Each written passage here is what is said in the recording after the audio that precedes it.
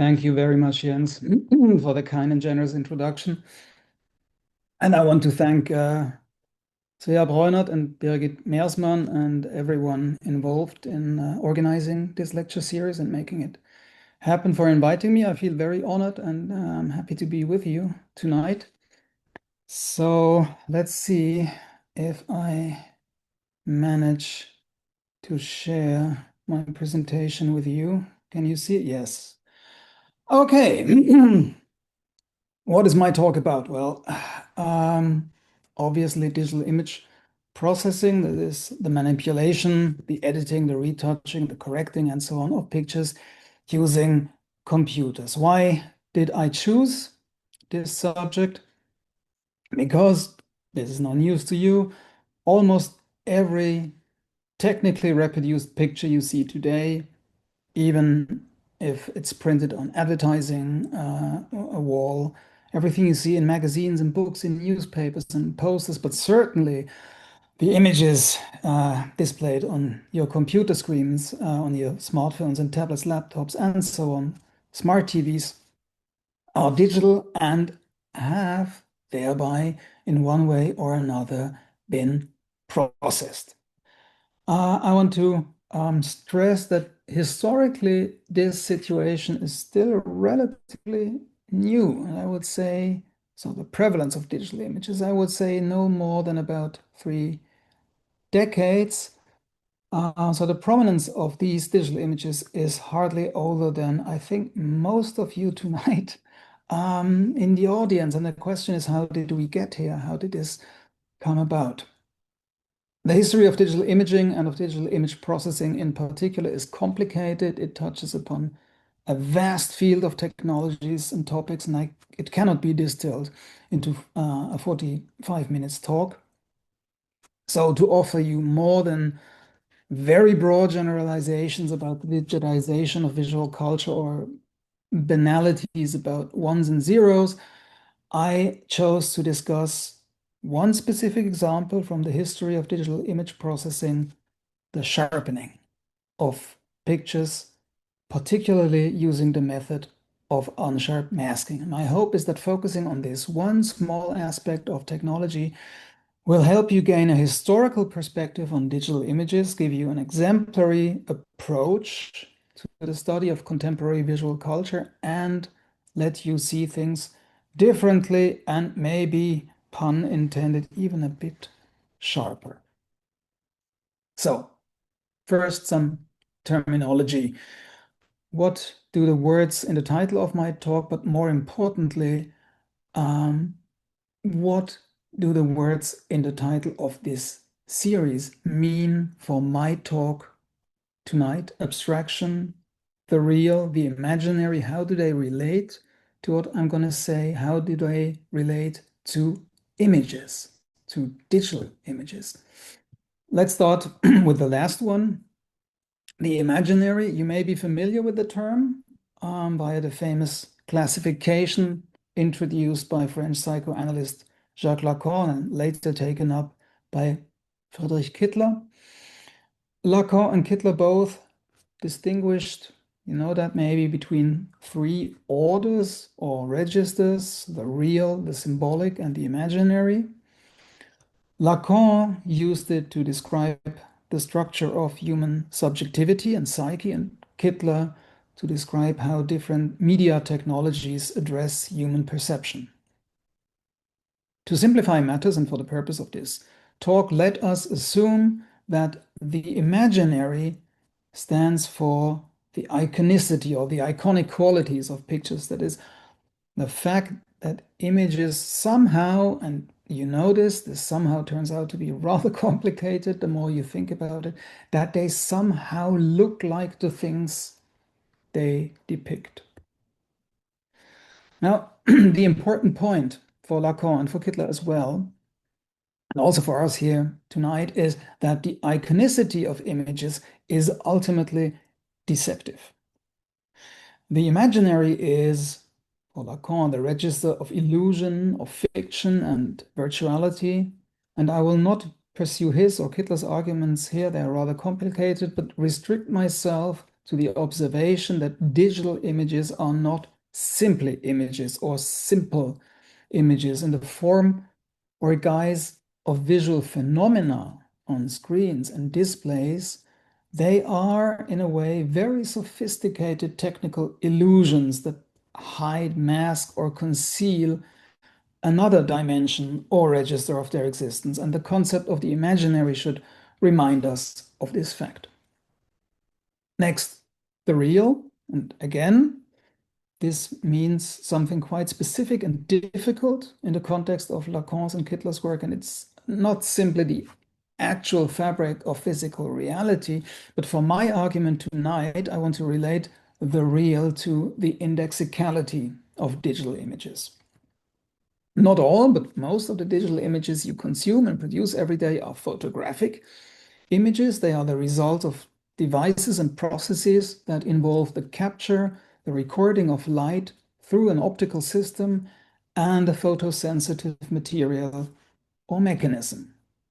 Photographic images are indexical, or can be said to be indexical, because of the necessary physical link between the object photographed and the image created that is tied by the light reflected and captured by the lens and focused.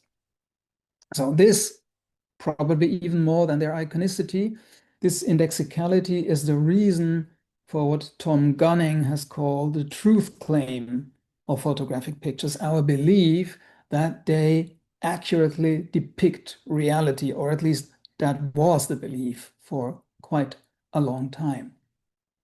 Now, indexicality is true of all photographs, I would say, whether they are shot with digital or so-called analog cameras. And we may even use the term for synthetic images like 3D computer graphics or even AI-generated images, in which case the indexical relation is between the image and the data and algorithms used to generate it. Next, abstraction. Excuse me. And again, a simplification must do. Digital images are abstract images insofar as their digital form abstracts from both their indexicality and even more so, I would say, their iconicity. At the level of numerically encoded data, formatted according to graphics and image standards like the JPEG, the digital forms of images share no similarities with their visual content. And it has also become switchable or calculable in a way that strongly questions its indexical character. The numbers of digital images are nothing like the visual or optical phenomenon they represent, which is exactly why they can be used for calculations. You probably know this quote by Friedrich Kittler: with numbers, everything goes: modulation, transformation, synchronization, delay, storage, transposition, scrambling, scanning, mapping. Now, digital may actually be the most challenging of all the terms discussed here. Media studies have been grappling with the concept of the digital for a long time, and from the perspective of media archaeology and media philosophy, for instance, it has been argued that digitality means more than just belonging to the domain of digital computers, excuse me. The subject of digital images in particular is fraught with difficult questions concerning their history and technology. For example, Jens Schröter has suggested that card stand presentations at sporting events and ceremonies can be understood as digital since they are comprised of single picture elements or cards or pixels, which are stored and switched by human operators. And what about visual patterns and forms woven or embroidered into textiles or mosaics? Arguments can be made for and against the case that these are also, in fact, digital images. However, for today, I want to confine the matter to digital images in the conventional sense, the everyday use of the word. So when I say a digital image, I simply mean an image that exists as a file or stream of bits according to a technical specification like JPEG or TIFF. And the main point of my talk, my thesis, is this: the abstraction of images to numbers by digital technology is not only a necessary condition, a prerequisite for automated calculations on images, it also results in an automation of automated calculations. It begets more automation and leads to a normalization of calculation, which finally brings us to our main topic: sharpness abstracted. What do you in the audience, what do we all do with images day to day? We produce them, we look at them, we share them, we like them, tag them, caption and comment on them. We change them, we edit them, we put filters on them, we make them look prettier or grimmer, softer or edgier, and so on, to adapt them to our needs and aesthetic preferences. In a word, we process them. Every label we add, every filter we apply, every adjustment we make to an image ultimately comes down, you know that, to a set and sequence of automated calculations on the abstraction of the image to numbers. Image processing, seen this way, is simply a catch-all term for this fundamental fact of digital visual culture. Now, sharpening is probably one of the most popular and frequently used image processing features in professional as well as in consumer applications. In apps like Instagram, it is usually implemented as a simple slider you can move to increase or decrease sharpness. But what does sharpness mean in this regard? First, sharpness is a subjective verdict that a viewer makes when looking at a picture. Also, the idea of and the discourse on sharpness in images have changed throughout the history of visual culture, with the traditions of art history, and with the transformations of technology. Wolfgang Ulrich has written an excellent treatise on the opposite of sharpness, a history of Unschärfe or softness, that shows how complicated a seemingly simple attribute of pictures can be. For some pictures, it is very hard to say whether they are sharp or not. My personal favorite example to illustrate this, excuse me, comes from a curious intersection of two visual technologies, of painting and photography. It's the pictures of Gerhard Richter, paintings done from photographic source material for the most part. And of course, what you see on your screen now is a digital image of a photograph, of a painting, of a photograph. And I'm sorry that many of my arguments or theses on the perceived sharpness or blurriness of images are probably very hard to follow if you look at these pictures on a tiny computer screen. For instance, paintings such as these, you have to see them in the original to really get the very, I think, very curious interplay of sharpness and softness. For many pictures, many pictures, the question does not seem to make any sense at all. Are Vermeer's paintings sharp? What about Van Gogh? However, with the advent of photography, the question of sharpness in images became pertinent. For one of the intrinsic qualities of the photographic process was that, if executed properly, it could create pictures of unprecedented detail and sharpness. Early daguerreotype portraits, if you have ever seen one up close, are very small and yet incredibly detailed. Talbot, in his Pencil of Nature of 1844, described the correct construction and use of the camera so that, quote, the resulting image is much more sharp and correct. So, sharpness was the hallmark of photography. As Wolfgang Ulrich and others have argued, the mechanical precision and non-subjective distinctiveness was instantly recognized as the medium specificity of the new art, the one aesthetic quality that clearly set it apart from painting.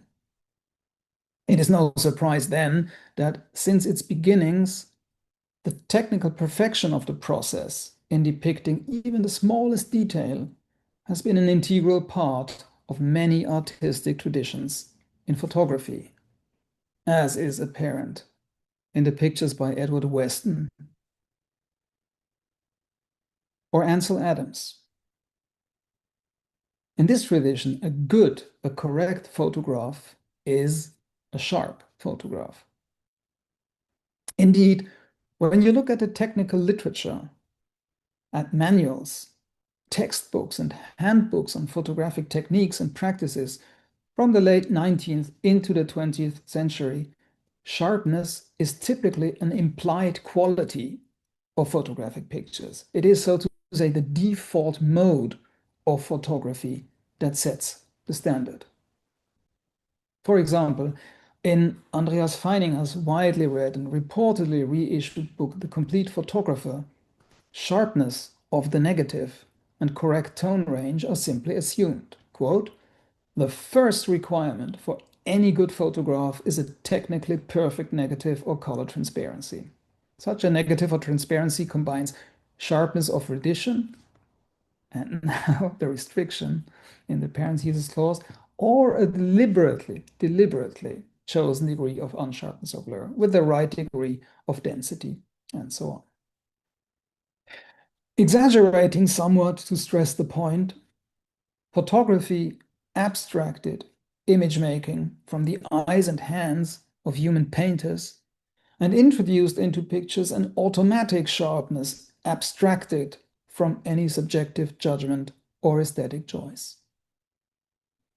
However, many early critics, as well as practitioners of the new medium, saw the technology's inherent realism as a defect or weakness.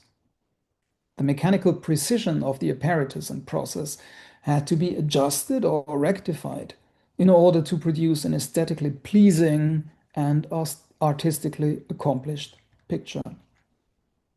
Only if photography could be made to produce pictures that possess the traditional qualities of paintings would it achieve the status of a proper art form. This idea, which to be sure was never the only or even the dominant one, was an important part of the pictorialist movement in photography from the late 19th to the early 20th century.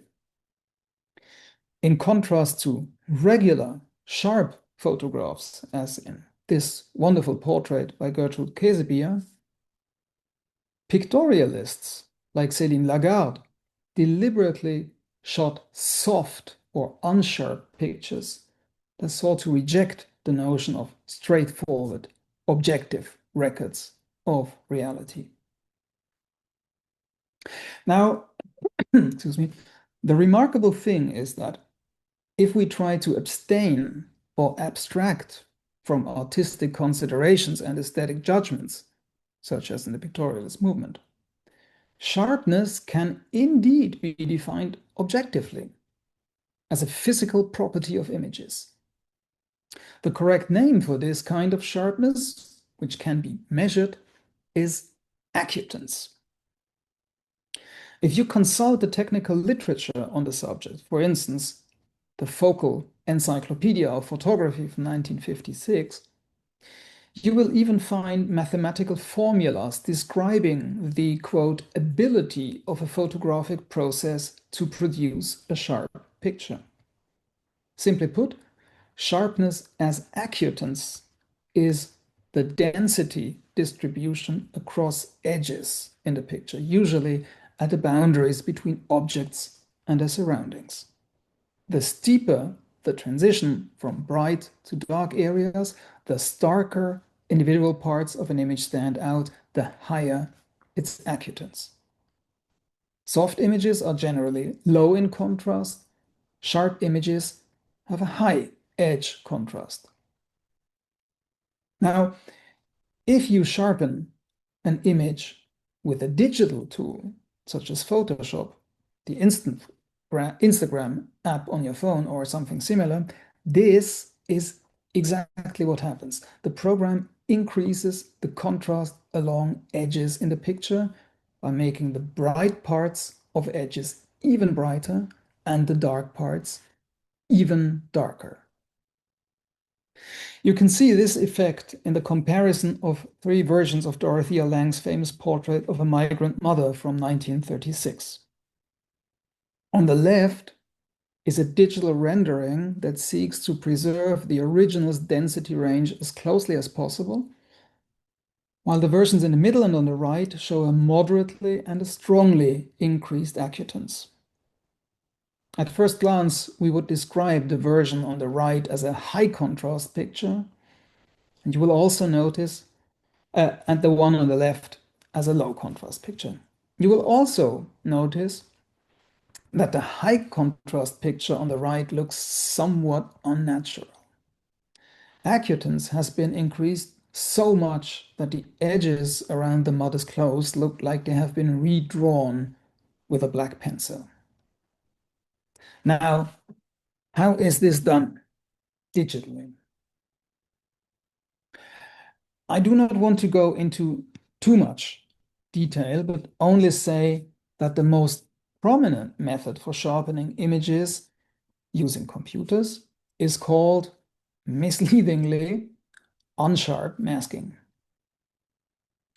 This filter, unsharp mask, was popularized by Adobe Photoshop at the beginning of the 1990s.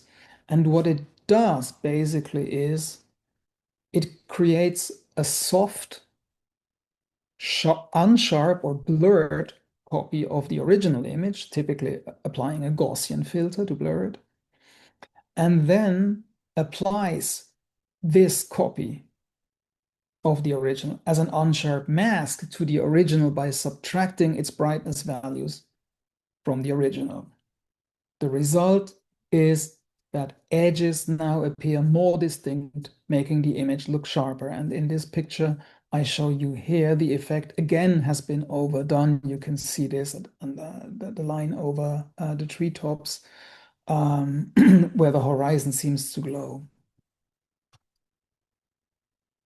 Now, when you use this filter in Photoshop or a similar program, you can control the process by choosing exactly how unsharp the mask is and how much of it will be subtracted from the original. Again, in this case, it has been overdone.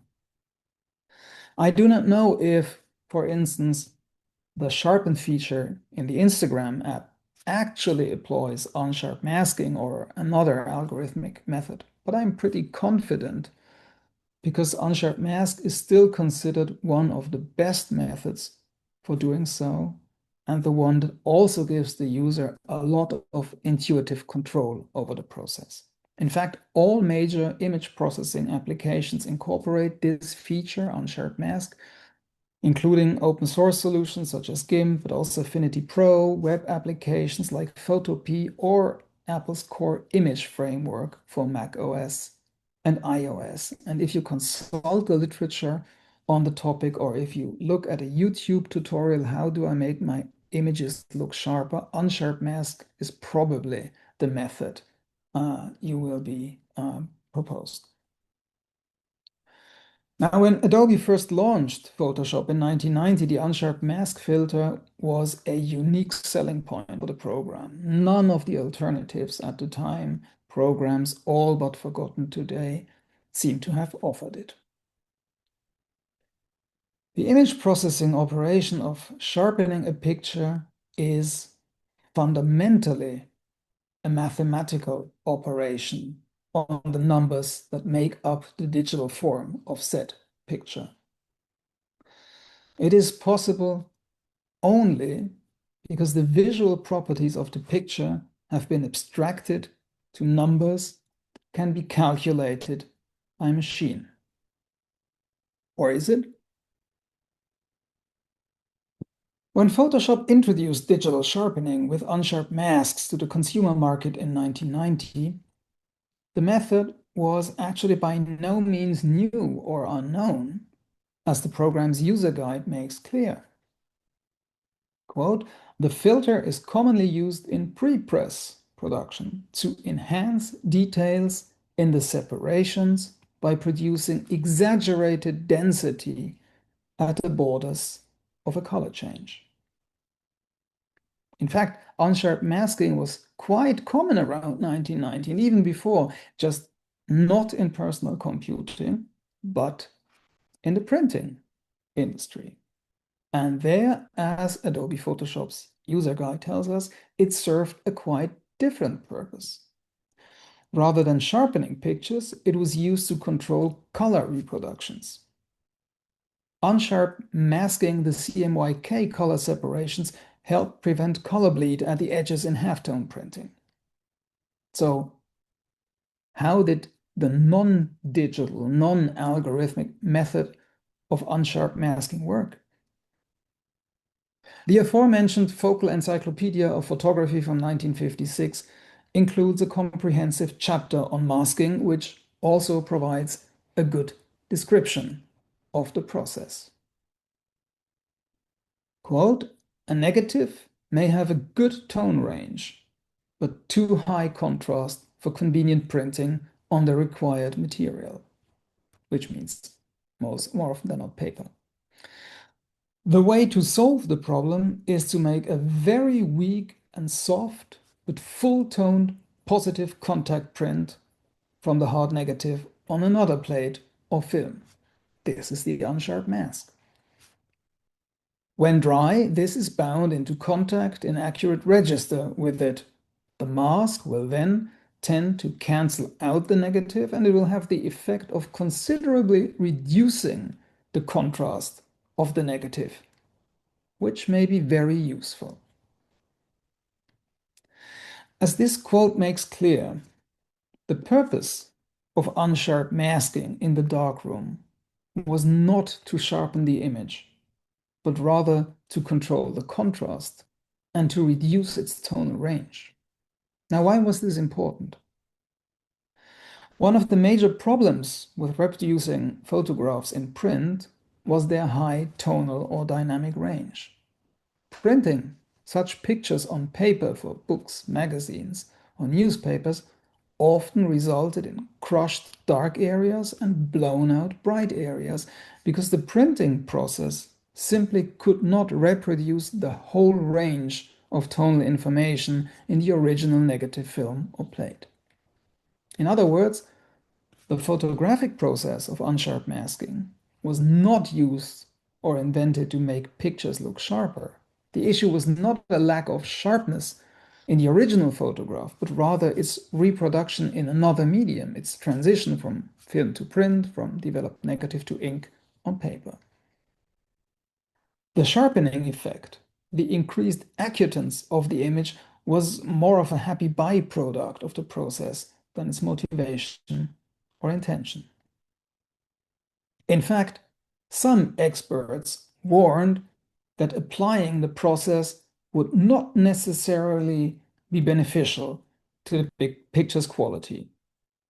The theory of the photographic process remarked, a disadvantage that arises from the use of the mask is that the large uniform areas in the print are not actually uniform in the negative.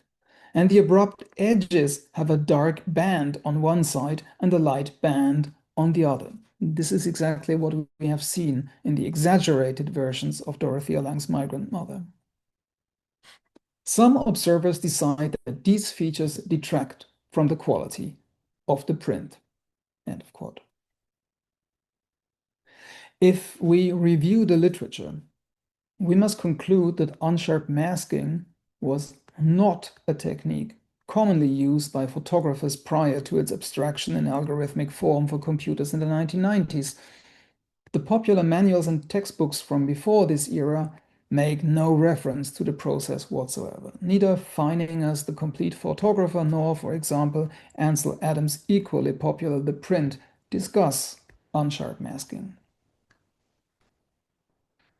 Retracing the references to unsharp masking in the scientific literature backwards in time, we ultimately arrive in Vienna at the beginning of the 1930s and a series of papers published by one Gottfried Spiegler and Joris Heilmann.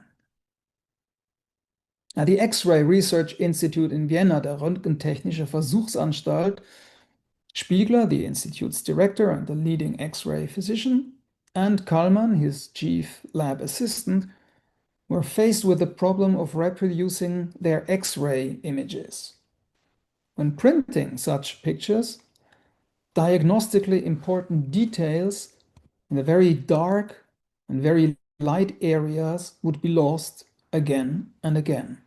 And you can here see a comparison of a regular reproduction of an X-ray on the right side, where the dark parts are just too dark and the bright too bright, and then on the left, their improved method of reproduction. So to overcome this problem, Spiegler and Kalman developed a method of controlling the density range in X-ray images. Again, the picture on the left is a result of their process. Although Spiegler and Kalman never used the term, the method they proposed was essentially the photographic process of unsharp masking, as described later in the Folklore Encyclopedia of Photography and other handbooks. Reading Spiegler's and Kalman's papers, we find again that the original purpose of unsharp masking was not to increase the acutance in pictures, not to make them sharper. Quote, considering the great effort, time, and worry put into producing good copies from high contrast negatives, and this means copies that retain all the diagnostically important details, the method described here should represent a step forward. What was previously left to individual skill has now been put on a technical basis. Since the method permits Reproduzierbarkeit, it can be regarded as objective. This very brief media archaeology of unsharp masking begs the question, how and why did it become the default digital option for sharpening images? The literature provides ample evidence that unsharp masking quickly became well known after the end of World War II. It was discussed and experimented with across all scientific, technological, and industrial fields concerned with imaging and the reproduction of images, including aerial photography and cartography, but also medicine. Patents for photomechanical processes were registered and granted in Europe and Northern America from the 1930s and 1940s on. After the end of the war, with the rise of electronics, and later still with the emergence of digital computers, attempts were made to base the method on the mathematical foundations of signal processing and information theory. Although photomechanical unsharp masking, as described by Spiegler and Kalman, produced good results, it was time-consuming, it was expensive, and it was rather complicated. Electronics and computers promised to automate and improve the process. In the 1950s and 1960s, unsharp masking played a central role in the new field of image processing. One of the seminal texts, titled simply Image Processing, used the well-understood photomechanical technique as a test case to develop, quote, a method for processing pictures by electronic techniques. The article by Kovasnai and Joseph abstracts the process of unsharp masking into algebraic formulas, craftsmanship, and experience in the darkroom are turned into mathematical formulas of image parameters and operators. Although the mathematical foundations of algorithmic unsharp masking and the first experiments in digital image processing date back to the 1950s, the process could only be realized on digital computers in the 1970s, when the necessary computing and storage capacities were reached with mass-produced integrated circuits. And these earliest digital implementations of unsharp masking mark the beginning of a significant shift. An MIT thesis on photograph enhancement by adaptive digital unsharp masking from 1974 discussed the digital technology's, quote, potential for producing subjectively better output images. The increase in accuratance produced by unsharp masking now had taken on its own aesthetic value beyond the quality even of the original picture. Quote, a human observer will often judge a sharpened descendant image to be more informative and more aesthetically satisfying than the source image from which it came. 15 years later, when Thomas Knoll developed the first version of Photoshop, reproducing images digitally was still a significant technical challenge. If you wanted to process a picture with Photoshop around 1990, you had to digitize it. Digital cameras were not yet available on the consumer market, so most of the images processed on a computer originated as a print on paper, a film negative, or a transparency, and were digitized or abstracted into numbers with scanners. Owing to their basic mechanism, scanners had and still have to interpolate the brightness and color values of individual pixels from multiple adjacent photocells. And this interpolation introduces a slightly blurred edge wherever you have a high contrast steepness in the picture.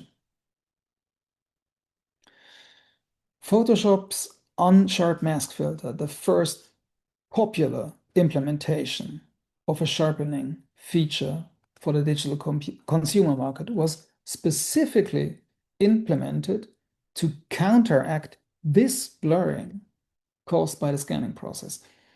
In other words, the filter's original purpose was to dissimulate the digitization of images. This is confirmed by Adobe Photoshop's official textbook from 1993. Quote, the scanning process can cause an image to appear slightly out of focus or soft. You can sharpen an image using the Adobe Photoshop sharpening filters. The second image from 1994, 1 year later, concurs. The unsharp mask filter adjusts the contrast of edge detail, creating the illusion of more image sharpness. This filter can be useful for refocusing an image that has become blurry from interpolation or scanning. And still in 2002, when the quality of scanners had improved dramatically and digital cameras became mainstream, Adobe emphasized the filter's original purpose. Quote, the unsharp mask filter corrects blurring introduced during photographing, scanning, resampling, or printing. However, with the widespread adoption of image processing software such as Photoshop for the consumer market, the bias towards subjective improvement of pictures grew stronger and stronger. Algorithmic sharpening increasingly aimed to please the human eye, as it had been suggested at MIT in the 1970s. Technical aspects of reproduction and digitization, which were prevalent at the X-ray Institute and even at Photoshop's beginnings, became less and less prominent. This change is most apparent in how unsharp masking was described to the users of programs like Photoshop. At the end of the 1990s, Dan Margulis, an influential expert for image processing, declared the filter to be a universal tool for sharpening images. Yes, this is the better slide. So, quote Margulis in 1998, unsharp masking is useful in virtually all graphic scenarios, whether we are preparing for a photographic print, a large format output device, a color laser or other digital proofer, a JPEG file for web use, any type of print work, accurate unsharp masking is a big deal. A few years later, he doubled down. Almost every picture needs it. Sharpening. And not because photographers don't know how to focus their cameras. So even if an image is perfectly in focus, it still needs to be digitally sharpened. At the end of the 1990s, unsharp masking was no longer about addressing specific problems or shortcomings of reproduction or digital technology, like scanners. It had become a tool for making pictures look sharper, meaning better in all situations and for all possible use cases. But more significant still than the discursive normalization demonstrated by Margulis and others of digital sharpening is its automation. And this brings me to the end of my talk. Unsharp masking has long since become an integral part of the image processing pipeline, from the camera to the resulting image file. In this diagram, it is called edge enhancement in the lower left corner. This is basically unsharp masking. Whenever a camera produces an image, the corresponding file has already been sharpened. Camera manufacturers take into account their customers' expectations of crisp pictures. Quote from an industry article, "The human eye is known to be highly sensitive to sharp edges. We prefer sharp edges in a scene to blurred ones. Most camera manufacturers use an edge enhancement step, such as unsharp masking, to make the image more appealing by reducing the low-frequency content in the image." Over the last 2 decades, photography has turned computational, and with it, sharpness has become the visual default of photographic culture. But our current hardware and software automate not only the sharpening of images, but also more and more semantic aspects of image processing, like highlighting details, face detection, and segmentation. Abstraction and automation seem to go hand in hand, transforming not only our tools of image making, but also our conceptions of what good images look like, to say nothing of the present and future of AI-generated synthetic images. Thank you very much for your attention and for your patience.